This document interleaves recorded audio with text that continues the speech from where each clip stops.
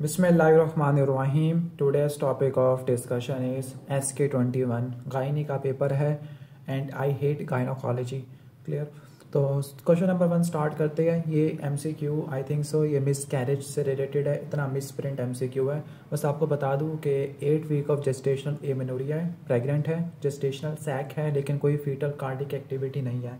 कोई fetal cardiac activity नहीं है, डैट मीन्स या तो उसको मिस कैरेज हो चुका है, मिस कैरेज। क्लियर, ठीक हो गया। एंड मिस कैरेज का मैनेजमेंट क्या होता है? एक्सपेक्टेड मैनेजमेंट करनी होती है। क्लियर, या फॉलो अप करना होता है। तो यहाँ पे best answer is repeat ultrasound. हालांकि ये मुझे बेहतर बताएगी गायनोकोलॉजी वाले।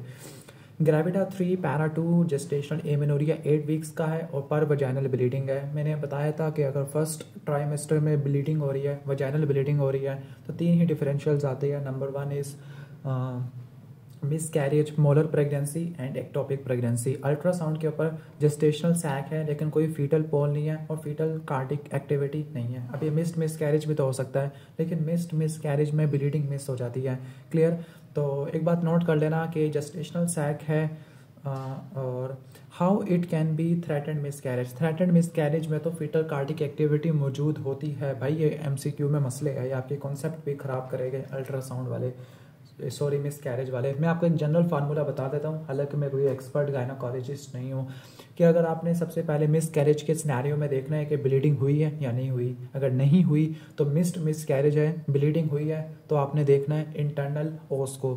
अगर जो सर्वाइकल ओस है वो क्लोज्ड है तो 2 ही डिफरेंशियल बनते हैं। एक बनता है आपका थ्रेटेंड मिस कैरेज और दूसरा आपका बनता है कंप्लीट मिस कैरेज। और अगर सर्वाइकल ओस ओपन है तो ये इनकम्प्लीट मिस कैरेज है या फिर ये इनएविटेबल मिस कैरेज है। क्लियर। तो इस प्रिंसिपल को फॉलो करो, बाकी जिंदगी आसान हो जाएगी। RH नेगेटिव मदर है तो बेबी में RH positive haemolytic disease of new born हो जाएगा। क्लियर, ठीक हो गया। अब इसमें कीवर्ड ये है कि जब भी कोई सेंसिटाइजिंग इवेंट होता है, sensitising event like ectopic pregnancy, miss carriage, molar pregnancy या डिलीवरी, तो उस केस में ब्लड की मिक्सिंग होती है, सेंसिटाइजेशन होती है, haemolytic disease of new born होता है। इसको प्रिवेंट करने के लिए NTD के इंजेक्शन लगाते हैं। अब क्वेश्चन ये है कि अगर 20 हफ्तों से पहले हुआ है तो आपने 250 इंटरनेशनल यूनिट देने हैं और 20 हफ्तों के बाद है तो 500 यूनिट देने हैं। इस प्रिंसिपल को याद रख लो, जिंदगी आसान हो जाएगी।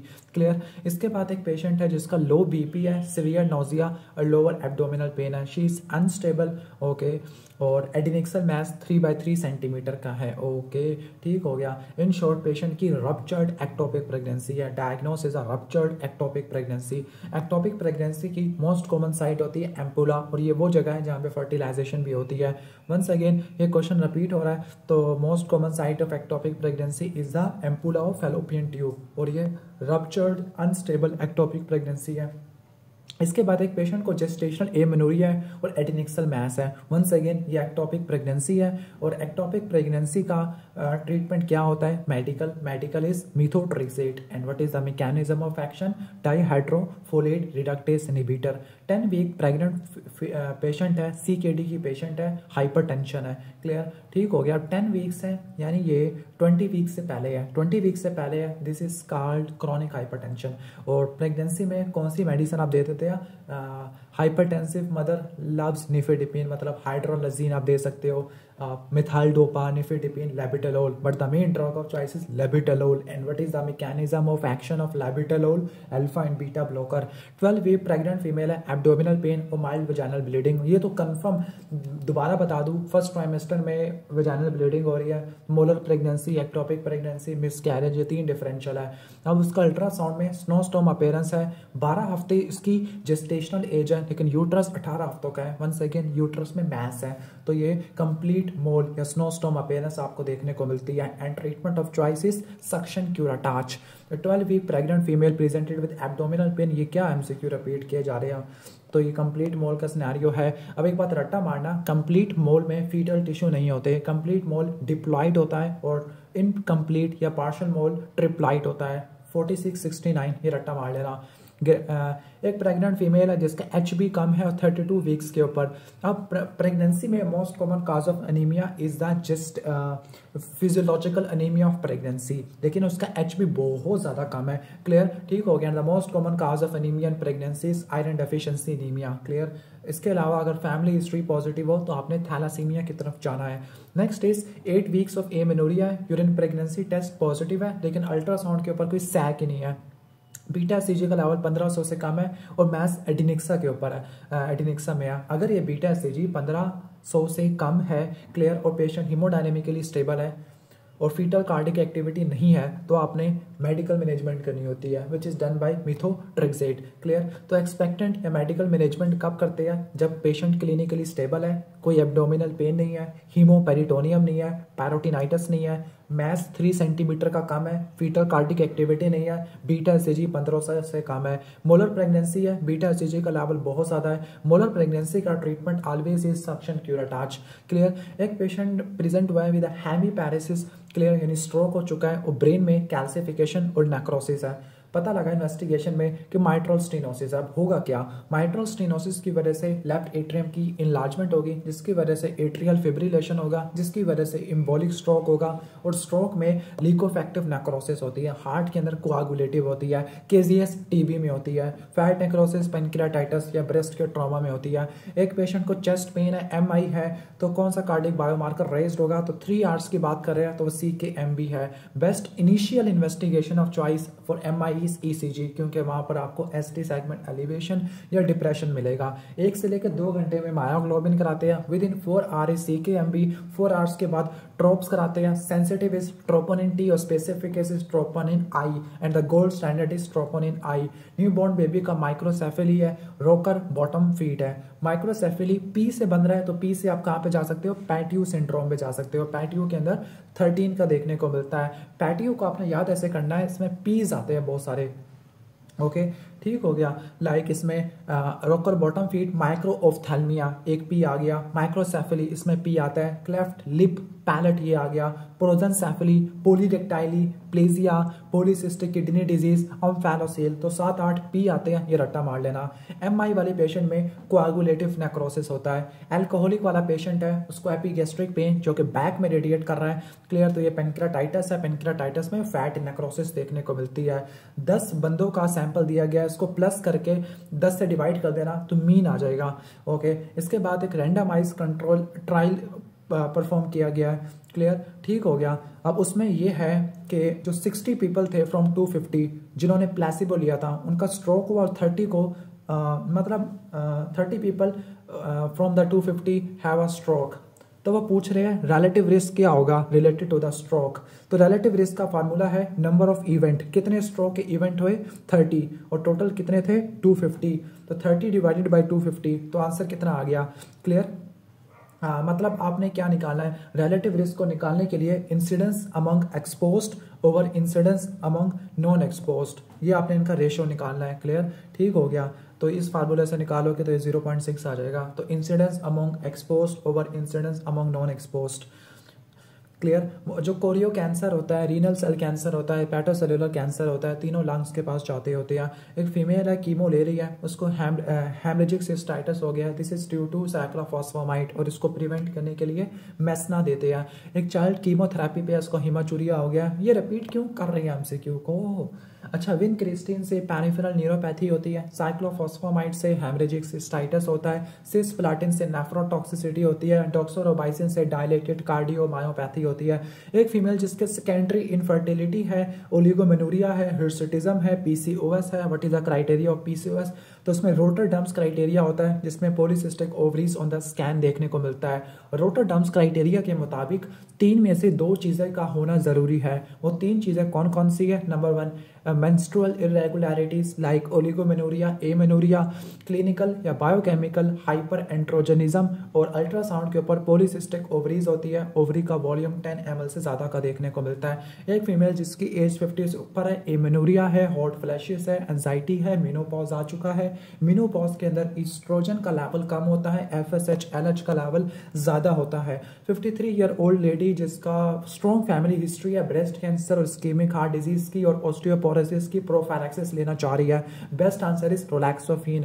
रिलैक्सोफिन क्या होता है, ये एंडोमेट्रियल कैंसर नहीं करवाता होता। क्लियर, सही हो गया, ये आपने नोट कर लेना है एज कंपेयर टू टोमैक्सोफिन। तो कंपेयर करते हैं, अगर breast cancer pre menopausal female में है तो tamoxifen, breast cancer post menopausal female में है एरोमेटेज इनहिबिटर, ब्रेस्ट कैंसर को प्रिवेंट करना है, ऑस्टियोपोरोसिस को भी प्रिवेंट करना है raloxifene. Low dose oestrogen hepatic adenoma करवाता है, high dose oestrogen post menopausal female में एंडोमेट्रियल कैंसर करवाता है, oestrogen containing OCP thromboembolism DVT कराते हैं, especially HRT. Clear. Next is female patient है जिसके पैरा 3 है, अब उसको लेग्स में नंबनेस है और कार्पोपेडल स्पैज्म है। ठीक हो गया, क्लियर, कार्पोपेडल स्पैज्म है, कार्पोपेडल नंबनेस और carpopedal spasm, this might be due to hypocalcaemia, tetany की वजह से हो सकता है। Most common cause of abortion in first trimester या मिसकैरेजेस, तो क्रोमोसोमल एब्नॉर्मैलिटीज की वजह से हो सकती है, ट्राइसोमीज डाउन सिंड्रोम की वजह से हो सकती है।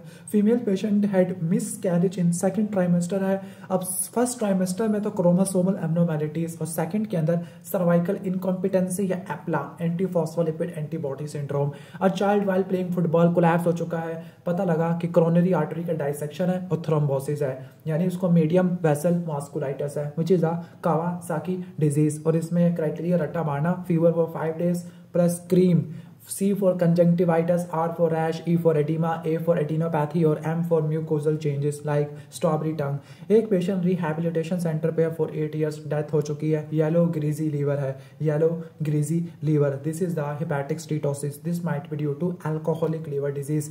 अपनी आंख को ओपन नहीं कर पा रहा लेफ्ट आई को, दैट मीन्स पेशेंट को टोसिस हो चुका है। टोसिस का मतलब है कि थर्ड नर्व डैमेज और थर्ड नर्व मिड ब्रेन से निकलती है। Clear. Carbuncle on the nape of neck, nape back of neck को बोलते हैं। कार्बंकल एक एक्यूट इन्फ्लेमेशन है, लेकिन इसमें लिम्फोसाइट्स मिल रहे हैं। अगर ये न्यूट्रोफिल्स होते तो एक्यूट पे जाता, लिम्फोसाइट्स है तो क्रॉनिक इन्फ्लेमेशन होती है। पेन इन आईज है and boil on the tip of nose. अभी ऐसा होगा कि जो बॉयल या फ्रंकल है ये डेंजर ट्राइंगल ऑफ फेस पे है, ये वहां से इमिशरी वेन से होता हुआ कैवर्नस साइनस में जाएगा, कैवर्नस साइनस थ्रोम्बोसिस करवा देगा, तो ऑफ्थैल्मिक वेन से ट्रांसमिट कर गया कैवर्नस साइनस के अंदर। एक फीमेल सेक्सुअली एक्टिव है एंड कैन हैव ऑर्गेजम, ये क्या था, अच्छा, muscle responsible to contract and decrease venous return.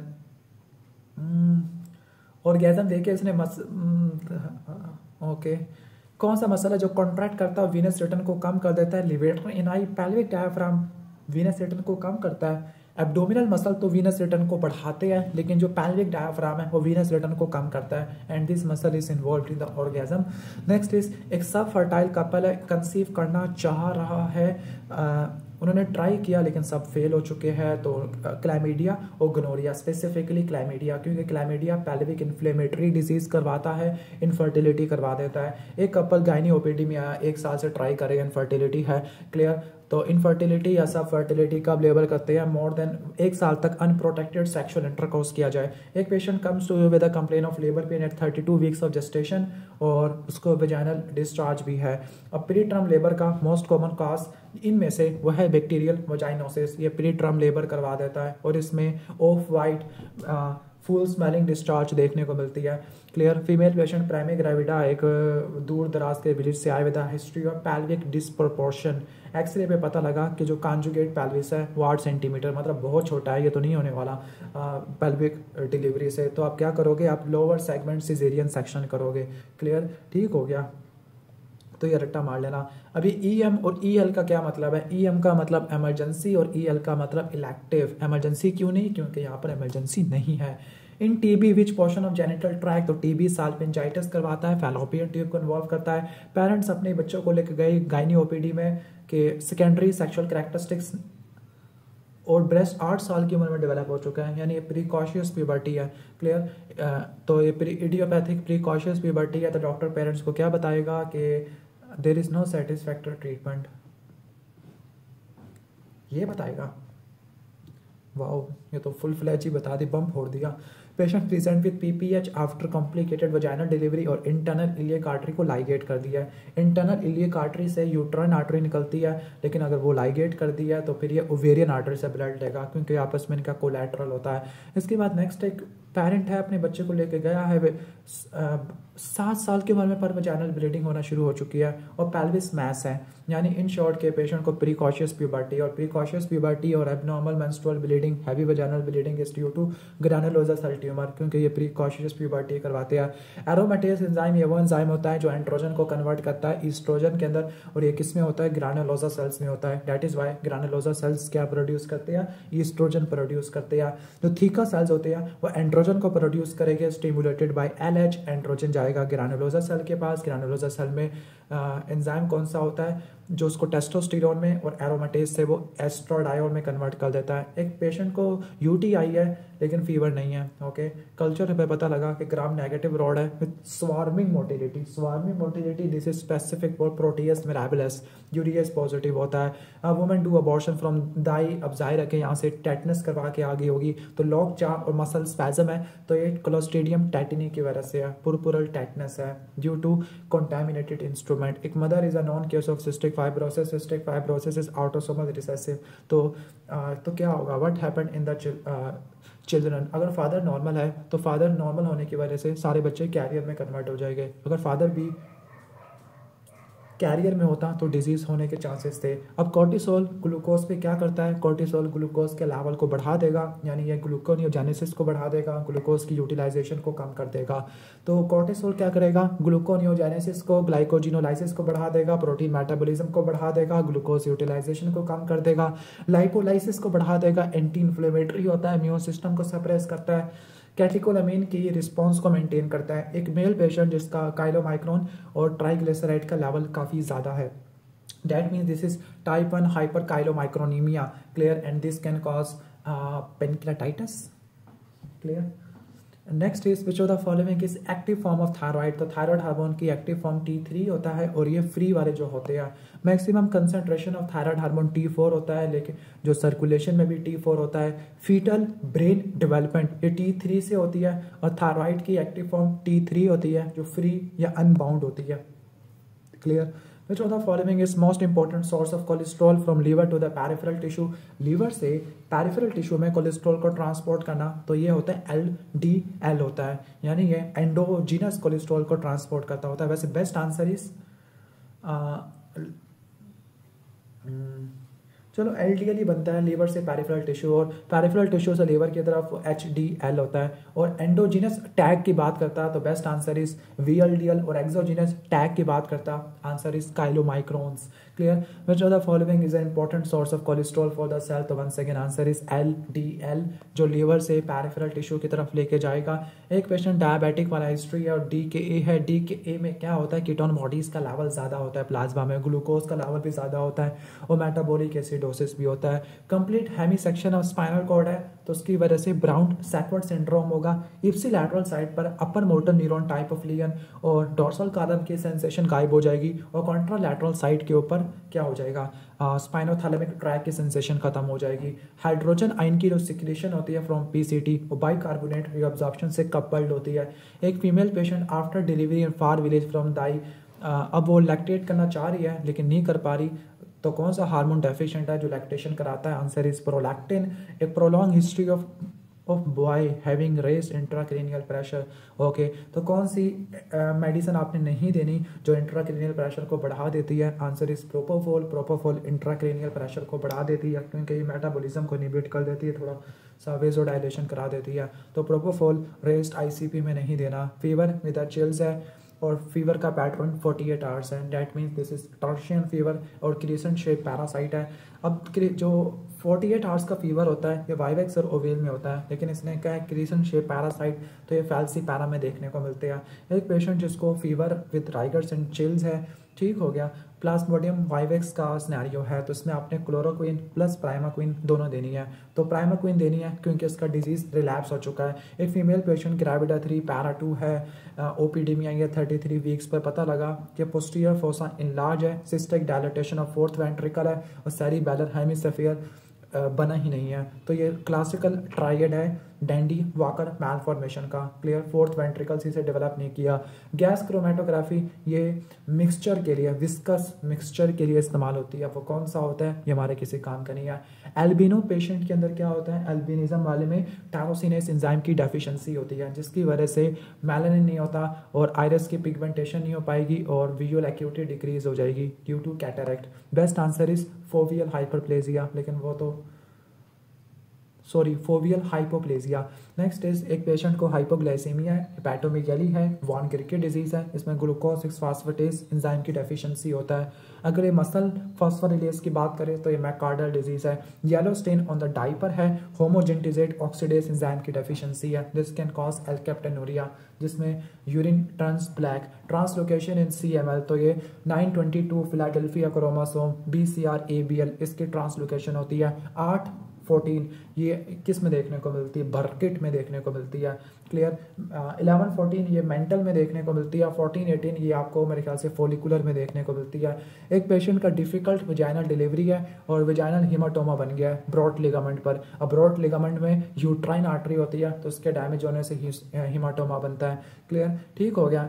तो जो यूरेटर है उसका हिस्टेक्टमी में क्या रिलेशनशिप है, तो जो यूरेटर होता है जब ये ब्रॉड लिगामेंट के पीछे से गुजरता होता है, when it moves upward laterally behind the broad ligament, तो ये वहाँ पे डैमेज होने के चांसेस ज़्यादा होते हैं। एक फीमेल, अच्छा ये अगर ओवरी को निकालने की बात करें तो ये इसकी लोकेशन होगी पैल्विक ब्रेम, जहाँ पे ये इंटरनल इलिक आर्टरी को या कॉमन इलिक वेसल्स को क्रॉस करता है। एक फीमेल अनमैरिड है, हैवी मेनोरेजिया, एपिस्टेक्सिस है, ब्लीडिंग टाइम बहुत ज़्यादा बढ़ा हुआ है, APTT भी बढ़ा हुआ है, that means this is von Willebrand disease है, क्लियर। एक पेशेंट को penetrating injury fourth intercostal space just lateral to the sternum है, क्लियर। तो फर्स्ट स्ट्रक्चर कौन सा डैमेज होगा, फर्स्ट स्ट्रक्चर जो आपका होगा external intercostal, followed by internal intercostal और लास्ट में इनर मोस्ट इंटरकोस्टल। तो ये अरेंजमेंट रट्टा मारना। और वैसल्स में आपका वेन, आर्टरी, नर्व। एक फीमेल पेशेंट का हिस्टेक्टमी हुई है आफ्टर गॉटन RTA के बाद हिस्टेक्टमी कौन करता है भाई, मल्टीपल फ्रैक्चर हो चुकी है, she is all right eight the time of operation, लेकिन वो डिस्निक हो चुकी है, डेथ हो चुकी है। लॉन्ग बोन्स के बाद, लॉन्ग बोन के फ्रैक्चर के बाद जो डेथ होती है 3 to 4 डेज में, वो फैट इम्बोलिज्म की वजह से होती है। अगर ये लेबर में होती तो ये एमनियोटिक फ्लूइड इम्बोलिज्म होता। अगर ये स्कल बोन का फ्रैक्चर होता तो ये एयर इम्बोलिज्म में जाते। शॉर्टनेस ऑफ ब्रेथ है, पल्मोनरी इम्बोलिज्म है, तो इसका जो क्लॉट होता है वो बड़ी बड़ी वेन से आता है, फेमरल या आइलियल वेन से आता है। इसके बाद एक मैस है जो कि middle lobe of right lung के करीब है। अब उसकी ड्रेनेज क्या होती है, लंग्स की जो ड्रेनेज होती है वो होती है bronchopulmonary lymph nodes, hilar lymph node is the best answer. Winging of scapula हो गया, C5, C6, C7 long thoracic nerve, और ये एक्सिलरी नर्व डाइसेक्शन में डैमेज होती है। एक फीमेल पेशेंट ने सिलिकॉन इम्प्लांट लगाया गया, लेकिन 2 साल के बाद पता लगा कि वो स्पिलेज हो चुकी है फ्लूइड की। अब 2 साल के बाद क्रॉनिक इन्फ्लेमेशन है, तो इसमें प्लाज्मा सेल्स आपको देखने को मिलेगा, क्लियर। लेकिन इसने तो हिस्टियोसाइट लिखा हुआ है, okay. Histiocyte are macrophage antigen presenting cell जो कि जॉइंट सेल बन जाते हैं, ओके, मान लेते हैं। अगर ये ऑप्शन में ना हो तो प्लाज्मा सेल लिख सकते हैं। ग्रेविटा 3 पैरा 2 RH नेगेटिव, जब भी RH नेगेटिव आ जाए तो हिमोलिटिक डिजीज ऑफ न्यूबॉर्न की तरफ जाना है। बेबी को हाइड्रोस फेटालिस हो चुका है, तो इसमें आप क्या करोगे, मदर के अंदर आप इनडायरेक्ट कॉम टेस्ट करवा दोगे अगेंस्ट द IgG। मदर के अंदर कौन सा टेस्ट होता है, इनडायरेक्ट, और जो डायरेक्ट कॉम टेस्ट होता है वो बच्चों में होता है, यानी डायरेक्ट कॉम टेस्ट बच्चों में कराना है और इनडायरेक्ट वाला मदर में कराना है। a patient presented with normal ALT और AST, लेकिन उसका डायरेक्ट बिलिरुबिन ज़्यादा है, ALP GGT का लेवल ज़्यादा है, दिस इज कंजुगेटेड बिलिरुबिन और ऑब्स्ट्रक्टिव जॉन्डिस, क्लियर। एक पेशेंट को मेडुलरी थायराइड कैंसर है, तो ये MEN2 सिंड्रोम से एसोसिएटेड होता है, इसमें कैल्सिटोनिन के लेवल कराते हैं। 25 year old girl presented with lower abdominal pain, she is suspected of having abdominal pelvic mass है, उसमें सैमोमा बॉडी भी है, तो ये ओवरी का सीरस सिस्ट एडिनो कार्सिनोमा हो सकता है, क्योंकि वो चेस्ट में भी चला गया। और ओवरी के लिए CA-125 के लेवल्स कराते हैं। Patient had right hypochondriac pain, ultrasound पे पता लगा कि राइट ओवरी में सिस्ट है, अब वो ओवेरियन कैंसर से सस्पेक्टेड है, तो आप ट्रांसवेजाइनल अल्ट्रासाउंड करवाओगे, क्लियर। जो ट्यूमर मार्कर होता है वो फॉलोअप के लिए यूज़ करते हैं। एक फीमेल ने बेबी को डिलीवर किया है जिसके एब्डोमिनल कंटेंट बाहर है और वो कंटेंट कवर्ड है, तो अम्फेलोसिल, अगर कवर्ड ना होता तो गैस्ट्रोशाइसिस। एक फीमेल का अल्ट्रासाउंड हुआ 10 वीक पे, ट्विन प्रेगनेंसी है, when did she do scan for twin to twin transfusion syndrome, तो ये कब करवाओगे, 16 to 20 वीक्स में, क्योंकि सेकेंड ट्राइमेस्टर में ये स्टैब्लिश हो जाता है। डोपलर करवाना। Couple came to the antenatal clinic जहाँ पर उनका एक चाइल्ड थैलासीमिया मेजर का है, और नेक्स्ट चाइल्ड के बारे में पूछना चाह रहे हैं। थैलासीमिया ये कौन सा डिजीज है, ऑटोसोमल रिसेसिव है, क्लियर। तो कौन सा टेस्ट और थैलासीमिया स्टेटस को पता लगाने के लिए कर सकते हैं, और वो भी किस पर, देखो 10th वीक पर। 10th वीक पर कॉर्नियोनिक विलर सैम्पलिंग, 15 पर आपका एमनियोसेंटेसिस और 20 पर आपका कोर्डोसेंटेसिस, ये रट्टा मार लेना। फीमेल चाइल्ड ओपीडी में आई है, सिंगल पाल्मर क्रीज है और IQ कम है, तो ये डाउन सिंड्रोम होता है। 21 क्रोमोसोम की ट्रांसलोकेशन होती है। बेबी का साइज काफ़ी ज़्यादा बड़ा है, क्लियर, और वो शॉक में चली गई है। Something is coming out of the vagina, that means patient को यूट्राइन इन्वर्जन हो चुकी है, क्लियर, ठीक हो गया। तो इसमें आप क्या करोगे, मैनुअल रिप्लेसमेंट करोगे। अगर उससे भी ना ठीक हो तो हाइड्रोस्टैटिक रिडक्शन करोगे। उससे भी ना ठीक हो तो कुछ मैन्यूवर्स परफॉर्म करेंगे। उससे भी ना ठीक हो तो हिस्टेक्टमी करेंगे। पोस्ट मेनोपॉजल फीमेल है, bone pen, hyper calcaemia, that means osteoporosis है। तो इसमें आप क्या दोगे, आप बिसफॉस्फोनेट या एलेंट्रोनेट दोगे। I think best answer should be alendronate, clear.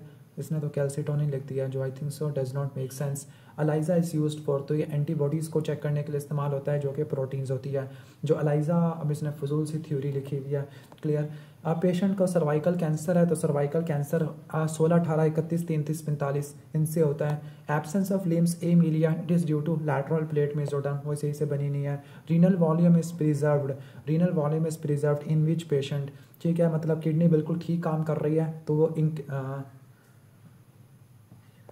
What the hell, ये इसका मतलब क्या था इस MCQ का। Renal volume is preserved in patient due to which of the following, increase renal blood flow, कौन सी कंडीशन भाई, ये MCQ इनसफिशिएंट है। SVT, प्रोक्सिमल सुप्रावेंट्रिकुलर टैकीकार्डिया, पहले आप क्या देते हैं, इसमें narrow complex tachycardia, narrow complex QRS complex होता है। इसमें आप पहले वेगल मैनूवर करते हैं, अगर उससे ना ठीक हो तो एडिनोसिन यूज़ करते हैं। यंग मेल जिसको रिकरेंट एपिस्टैक्सिस है, यूनिलैटरल ऑब्स्ट्रक्शन है, 14 ईयर का मेल है और एपिस्टैक्सिस है और मैस है, तो जुवेनाइल नेजोफेरेंजियल एंजियोफाइब्रोमा में जाना है। VIP क्या करता है, इंटेस्टाइन की सिक्रीशन को बढ़ाता है, डायरिया करवाता है। A person present with fever and chills having crescent shape organism, okay, crescent shape organism तो प्लाज्मोडियम फैल्सिपेरम है और इसने HB6 है, दैट मीन्स इसने हिमोलिटिक एनीमिया करवा दिया है, ठीक हो गया, क्लियर, ठीक हो गया। और इसके अलावा एक्यूट रीनल फेलियर भी करवा देगा।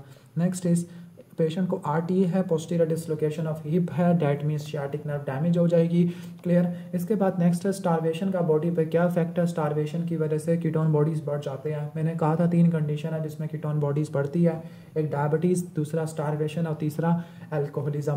Female patient after delivery feeling pen and tingling sensation in the perineal area, इसका मतलब है नर्व कौन सी उड़ा दी है, S2, S3, S4 pudendal nerve उड़ा दी है, clear. Structure of renal cortex जो कि मेडुला में प्रोजेक्ट करते हैं, these are the renal columns जो कि प्रोजेक्ट करते हैं। अब patient present with primary amenorrhoea, secondary sexual characteristics है, क्लियर, लेकिन उसका यूट्रस और अपर वजाइना नहीं है। अब 2 ही डिफरेंशियल हो सकते हैं, तो एंड्रोजन इनसेंसिटिविटी सिंड्रोम या मुलेरियन एजेनेसिस। तो best answer is Mullerian agenesis. Androgen insensitivity syndrome में आपको जो सेकेंडरी सेक्सुअल कैरेक्टरिस्टिक्स लाइक आपको हेयर्स वगैरह नहीं देखने को मिलेंगे। नेक्स्ट इज एक पेशेंट को प्राइमरी एमेनोरिया है, तो वही आ गया मुलेरियन एजेनेसिस या मेयर रोकेटन्स्की कस्टर होसर सिंड्रोम, क्लियर। एक पेशेंट को कहा है कि दीवार के अगेंस्ट खड़े हो, inferior angle of scapula elevate हो चुका है, this is the winging of scapula, this is due to long thoracic nerve injury. कौन सी आर्टरी है जो ट्रैकिया और इंफ्रा हाइवाइट के दरमियान पाल्पेबल होती है, answer is common carotid artery, और ये C4 के लेवल पे बाइफर्केट होती है। Vagus nerve supply presynaptic fibre, तो ये कहाँ से लेती है, डॉर्सल मोटर न्यूक्लियस, और जो मोटर होता है वो न्यूक्लियस एम्बिगुअस होता है, 9वीं 10वीं 11वीं। ओके, कौन सा वायरस होता है जो ह्यूमन बॉडी में लेटेंट हो जाता है, तो आपका रट्टा मारना हर्पीज सिम्प्लेक्स वायरस होता है, ट्राइजेमिनल गैंग्लिया में हो जाता है। पैरासिटिक इन्फेक्शन जो एब्डोमिनल क्रैम्प्स और डायरिया करवा रहा है, क्लियर, ठीक हो गया। और पैरासिटिक इन्फेक्शन में ईओसिनोफिल्स के लेवल बढ़ जाती होती है, क्लियर। कौन सी anti retroviral therapy peripheral neuropathy कराती है, पेनक्रेटाइटिस कराती है, answer is didanosine. Next is 35 year old male जिसका नॉन फ्लुएंट एक्सप्रेसिव एफेजिया है, that means Wernicke's aphasia, area 22 damage हो चुका है, क्लियर। तो सारे दोबारा पढ़ लेते हैं। ब्रोकाज एफेजिया में मोटर, एक मिनट मैंने क्या बोला है, अच्छा sorry, non fluent expressive aphasia, मतलब बोल नहीं पा रहा, तो ये ब्रोकाज एफेजिया है। ब्रोकाज एफेजिया मोटर एफेजिया होता है, नॉन फ्लुएंट होता है, एक्सप्रेसिव एफेजिया होता है, एरिया 44-45 डैमेज होता है, इंफीरियर फ्रंटल गायरस में होता है। वर्निकेज एफेजिया सेंसरी एफेजिया होता है, कॉम्प्रीहेंशन नहीं हो पाती, फ्लुएंट स्पीच होती है लेकिन नॉन सेंस होती है, एरिया 22 होता है, पोस्टीरियर सुपीरियर टेम्पोरल गायरस में होता है। ग्लोबल एफेजिया में तीनों एरियाज उड़ जाएंगे। एनोमिक एफेजिया में वर्ड रिट्रीवल कि उसके जहन में वर्ड्स नहीं आएंगे, एंगुलर गायरस डैमेज है। थायराइड हार्मोन कैटाबॉलिक हार्मोन्स होते हैं, प्रोटीन के प्रोडक्शन को और कैटाबॉलिज्म को दोनों को बढ़ा सकते हैं। Best answer is alpha. Patient present with lethargy having increase urea and creatinine for the months. Okay, ठीक हो गया। और मतलब CKD या CKD वाले पेशेंट में एरिथ्रोपोइटिन के डेफिशिएंसी की वजह से एनीमिया आपको देखने को मिलता होता है। उम्मीद है कि समझ आ गया होगा। क्लियर। नेक्स्ट इज एक पेशेंट को पेरिफेरल टिंगलिंग है, नंबरस है, CNS का डीमाइलिनेशन डिजीज है, तो ये मल्टीपल स्क्लेरोसिस में देखने को मिलता होता है। ओलिगोडेंड्रोसाइट डैमेज होते हैं। इन मॉडरेट एक्सरसाइज के अंदर क्या होता है, एक्सरसाइज में एल्व्यूलर वेंटिलेशन बढ़ जाती है, बिकॉज जब एक्सरसाइज करते हैं तो आपका मसल्स भी ज़्यादा वर्क करते हैं, रिस्पायरेटरी सेंटर भी एक्टिवेट होता है। साथ टूथ अपीयरेंस आपको एट्रियल फ्लटर में देखने को मिलती है। कार्डिक मसल्स सिंसिशियल कॉन्ट्रैक्शन करते हैं because of gap junction. Ventricle की जो मैक्सिमम फिलिंग होती है वो रैपिड वेंट्रिकुलर फेज में होती है। और मैक्सिमम फिल्ड कब होते हैं, जब इनका डायस्टली एंड होने वाला होता है। मैक्सिमम फिल्ड कब होते हैं, एट्रियल सिस्टली में। और फिलिंग कब होती है, रैपिड वेंट्रिकुलर फिलिंग में। एक पेशेंट को शीहान सिंड्रोम है, उसका मूड लो है और लेथार्जिक हो चुकी है। अब इसमें हाइपोथायरॉयडिज्म है due to TSH deficiency. Clear. लेकिन लो मूड ACTH भी तो हो सकता है। अगर यहाँ पे डिजीनेस की बात करता तब मैं ACTH पे जाऊंगा, तो ये देख लेना। टायरोसिन डिराइव्ड हार्मोन्स कैसे काम करते हैं, न्यूक्लियर रिसेप्टर के जरिए काम करते होते हैं। क्लियर। तो एक बात रट्टा मारना कि जो साइटोप्लाज्म में जो रिसेप्टर्स होते हैं, इंट्रासेलुलर रिसेप्टर को दो में डिवाइड करना है, साइटोप्लाज्मिक और न्यूक्लियर। न्यूक्लियस में रट्टा मारना थायराइड हार्मोन के होते हैं और विटामिन A के होते हैं, और साइटोप्लाज्म में बाकी सबके like glucocorticoid, mineralocorticoid, androgen, oestrogen, vitamin D3। Clear. एक पेशेंट का रिकरेंट अबॉर्शन और थ्रोम्बोसिस की हिस्ट्री है, यानी एंटीफॉस्फोलिपिड एंटीबॉडी सिंड्रोम है। क्लियर। एप्ला है, इसमें 3 एंटीबॉडीज के नाम आने चाहिए, वो है anti cardiolipin, lupus anticoagulant and anti glycoprotein. Okay. 27-year-old female patient active labour में है, 7 सेंटीमीटर डायलाटेशन है, मैनुअल एमनियोटमी किया, लेकिन उसके बाद पता लगा कि उसको वेजाइनल ब्लीडिंग होना शुरू हो गया, फीटल डिसेलरेशन हो चुकी है, तो फ़ौरन आपने लोअर सेगमेंट सिजेरियन सेक्शन करना है। अब ये कौन सा केस है, पेशेंट को जैसे ही मेम्ब्रेन रैप्चर हुई है, पेशेंट में फीटल डिस्ट्रेस आ चुका है, दिस इज अ निशानी ऑफ वाजा प्रीविया, पेनलेस ब्लीडिंग होती है, इमीडिएटली C-सेक्शन आपने परफॉर्म करना है। 38 वीक्स प्रेग्नेंट फीमेल को 2 episode of decrease fetal movement है और सब चीज़ें नॉर्मल है, तो आपने क्या करना है, at the time of labour biophysical profile कराना है। अब इसमें 5 चीज़ें होती है, non stress, CTG, fetal heart rate, breathing movement, gross movements, ये सब चीज़ें रट्टा मार लेना। ओके। ओवेरियन ट्यूमर में मैलिग्नेंसी को देखने के लिए क्या कराओगे आप, अल्ट्रासाउंड कराओगे, पैल्विक अल्ट्रासाउंड, सीरम 125 के लेवल्स कराओगे और मेनोपॉजल स्टेटस देखोगे, क्योंकि ओवरी का कैंसर ओल्ड एज में कॉमन होते हैं। लास्ट MCQ है कि एक पेशेंट का popping sound around the ankle, यानी एक्लिस टेंडन रप्चर हो चुका है, this is due to ciprofloxacin, fluoroquinolones tendinitis करवा देती है।